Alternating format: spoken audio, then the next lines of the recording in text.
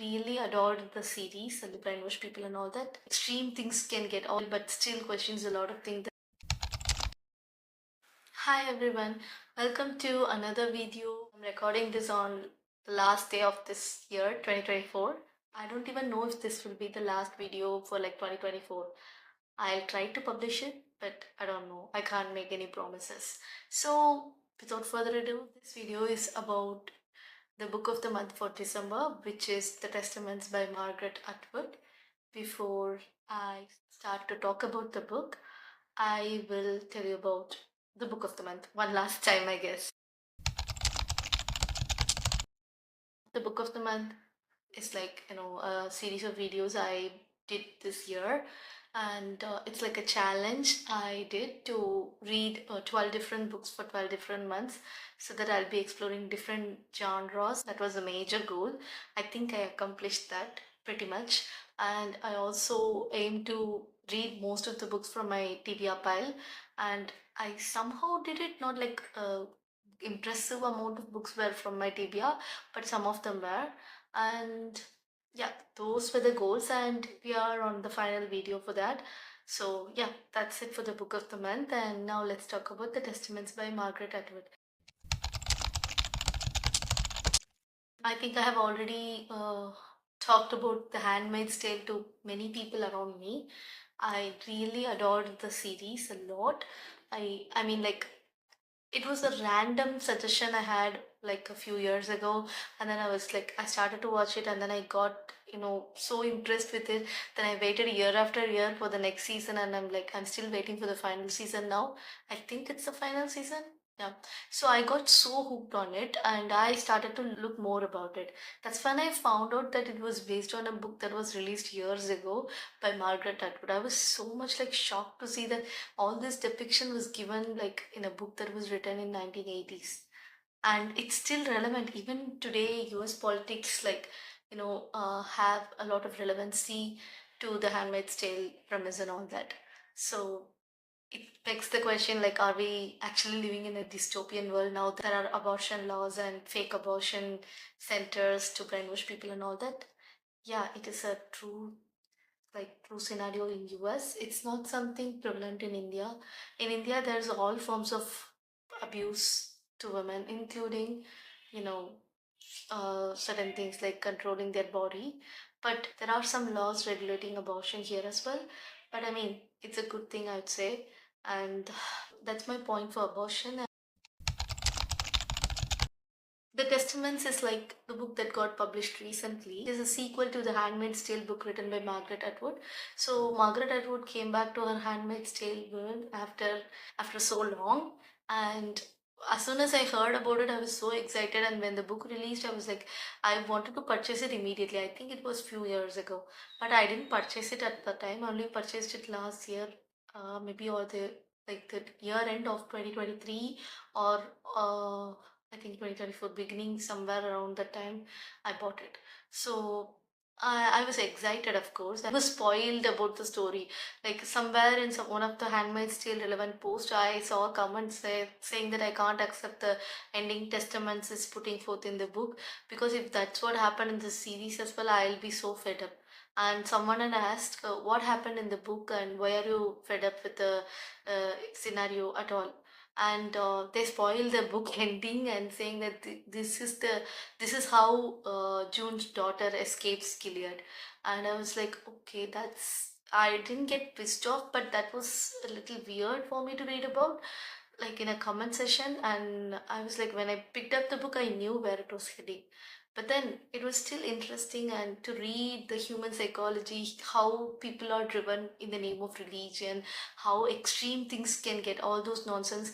Like, that shit is like too horrible, but again, it's not ignorable because we are living through that shit every day. We are living in a world surrounded by so much of harmful people with so many, extreme intentions, and like, given a toss, like, if we win, we are going to live this life. Somehow, somewhere around, like, some capital city of a country, there's going to be a politician who's going to create some stupid law that will change your life. So it is very much relevant to whatever we are living, that is the so-called life. And that is a major reason why I get hooked on such things to read about, even in newspaper articles and all that. It gives you like a small internal debate, right? So that was the case when I picked up the book. And I'll tell you, it was the book for December, and I had to rush it up because I have so many other things to do, like finish off the pending editings and like so many things to do. I also had hectic work in the beginning of December, and I barely found time to read the book. I only read around 60 pages in the beginning of like first 2 weeks of December. I finished off the rest of the book in like last weekend and the before week. This was a rush. I did it like I read 50 pages at once, and like I am not saying that I didn't enjoy the book because of the rush. I was also hooked because of like the way the story was heading. It has multiple person point of view, and it's like, okay, what is happening? And there's so much to learn about Gilead, because like even though the series has explored a lot more than the books, I wanted to get any little bit of information I could get to see how an extreme world could be, in a place of, the so-called land of freedom. When that land of freedom becomes an extreme place like Gilead, want to get more of it to see how things can go wrong. So that kept me going. We have Nicole and we have Agnes, both of them being June's daughter. And also we have Aunt Lydia, of course. And we have mentions of June, but not by her name or anything. But like there are mentions about the treacherous handmaid and all that. Um, it was interesting to read this multiple person point of view, where one of them is an outsider, one of them who believes in the truth of Gilead but still questions a lot of things that comes with it, and there is someone who enabled the foundation or something. The humiliation, the cruelty, there are so many trigger warnings. I'll tell you that, like, there are so many trigger warnings one should have before reading this book. Even I felt squeamish and I felt uncomfortable reading some of those things. I know I have watched worse things in the series, but then I still felt squeamish. I'm like, okay, this is a little uncomfortable. And then I had to remind myself that this is just a book, but in reality, so many horrible, horrendous things are happening. So I had to come out of my shell and like give myself a pat saying that, okay, this is just a book. This is just a book. I won't say it's very graphic, in like that's not the case with the book. In like most of the scenarios, there are not graphic details. It's just what happened next, some sort of sentences that would describe, like that's how it says, what happened next and all that. But still it was uncomfortable because all these women are like representing every woman like me. They are helpless, they are in a system which they didn't actually build, which they had to play their role because they have no other choice, and they are getting abused or they are getting used, but they do nothing about it. So that's the whole vibe. And I will recommend anyone both the books any day. Like, I really admire Margaret Atwood's writing. I don't know how she thought of all this, but it's just too close to what reality is today. And with that, I also want to tell one more thing. So I would give this like the maximum stars I wanted to give it. I only held back a few points in the store because of like I didn't want to give it like the maximum 5-star recommendation because I wanted more of it, honestly. And there was also this, like, how to say, there was this incomplete sense in some way. The story was getting unfolded, I will say that. It was very similar to The Handmaid's Tale, but still, somehow, like, there, it is, it gives you an incomplete feel. So that is the only reason I had to, say that, okay, it's good, but I want more. Yeah.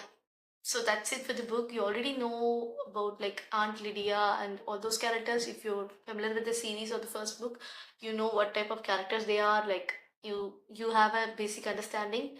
And since this is a sequel, I don't want to spoil anything by giving something away, or like I don't know. I don't want to say anything, spoil anything in both. So I guess that's it for the video. And of course, please go and read Handmaid's Tale. And then after that, The Testaments.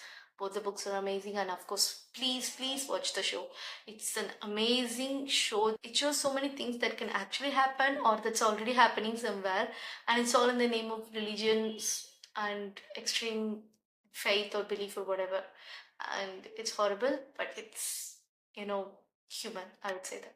And with that, the Book of the Month series is over. So I guess you enjoyed the series as much as I enjoyed reading different genre books for each month. There was a slight stumble in between, but I got back to track and I finished it off. So I'm proud of myself. And let's see what kind of challenge or what kind of videos are coming up for the next year. Bye. Stay tuned for more videos and subscribe and do support. So with that, I'll end the video by saying just one more thing. Happy New Year and have a prosperous year ahead.